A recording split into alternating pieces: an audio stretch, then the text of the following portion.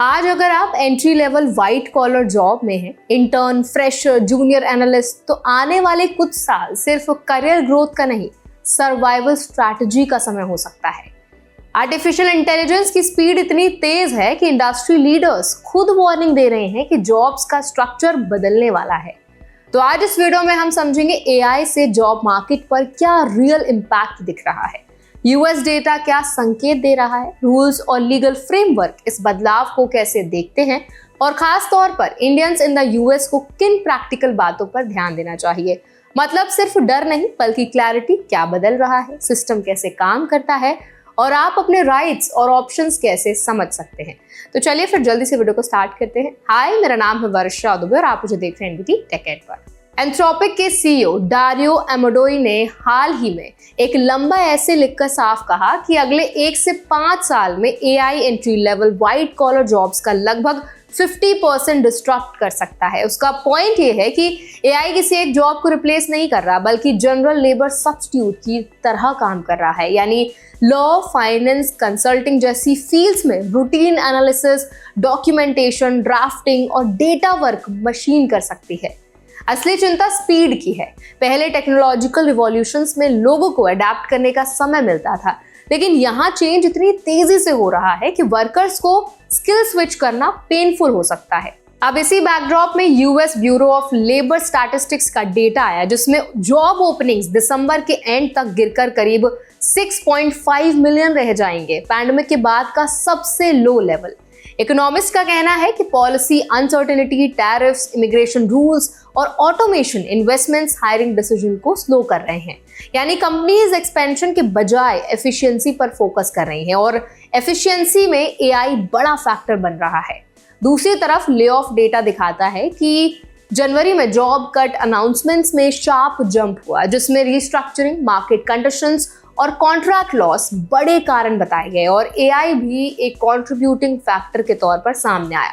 अब सबसे जरूरी हिस्सा, रूल्स क्या कहते हैं और इंडियंस इन द यूएस के लिए इसका प्रैक्टिकल मतलब क्या है। यूएस लेबर सिस्टम में एआई अडॉप्शन इलीगल नहीं है। एम्प्लॉयर्स लीगली ऑटोमेशन ला सकते हैं, लेकिन वर्कर्स के राइट्स खत्म नहीं होते।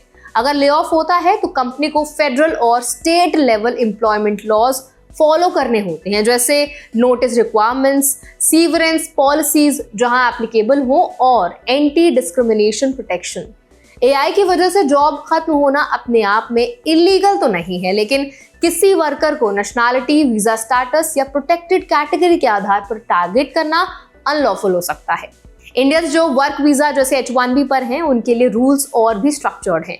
जॉब लॉस की स्थिति में जनरली ग्रेस पीरियड मिलता है जिसमें वर्कर नया एम्प्लॉयर ढूंढ सकता है या स्टेटस चेंज कर सकता है। इसका मतलब पैनिक डिसीजन लेने के बजाय डॉक्यूमेंटेशन, टाइमलाइंस और इमिग्रेशन कंप्लायंस समझना बहुत इंपॉर्टेंट है। एम्प्लॉयमेंट कॉन्ट्रैक्ट्स, टर्मिनेशन लेटर्स और पेरोल रिकॉर्ड संभाल कर रखना प्रैक्टिकल प्रोटेक्शन देता है। अगर ले ऑफ में वीजा स्पॉन्सरशिप खत्म होती है तो इमिग्रेशन काउंसिल से तुरंत गाइडेंस लेना सेफेस्ट अप्रोच होता है, क्योंकि स्टेटस वायलेशन फ्यूचर एप्लीकेशन को इम्पैक्ट कर सकता है। एक और practical angle, AI driven restructuring के समय कंपनीज अक्सर रोल रीडिफाइन करती हैं। US employment framework skill upgrading को रेस्ट्रिक्ट नहीं करता बल्कि इंटरनल मोबिलिटी एनकरेज करता है। इंडियंस के लिए स्मार्ट स्ट्रैटेजी है एआई टूल्स की वर्किंग समझना, कंप्लायंस और डॉक्यूमेंटेशन रोल्स में अडेप्टेबिलिटी दिखाना और एम्प्लॉयर के ट्रेनिंग प्रोग्राम्स का फायदा उठाना। जॉब सिक्योरिटी अब सिर्फ डेजिग्नेशन से नहीं, अडेप्टेबिलिटी और रेगुलेटरी अवेयरनेस से जुड़ रही है। ले ऑफ क्लाइमेट में अनएम्प्लॉयमेंट क्लेम सिस्टम भी रेलेवेंट होता है, लेकिन वीजा होल्डर्स के एलिजिबिलिटी रूल्स अलग हो सकते हैं।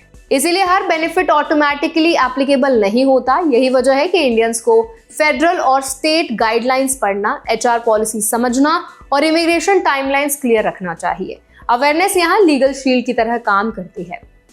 तो आई होप ये वीडियो आपके लिए हेल्पफुल रहा होगा। अब इस पूरे वीडियो पर आपका क्या ओपिनियन है, आप क्या राय रखते हैं, हमें कमेंट्स के जरिए जरूर बताएं।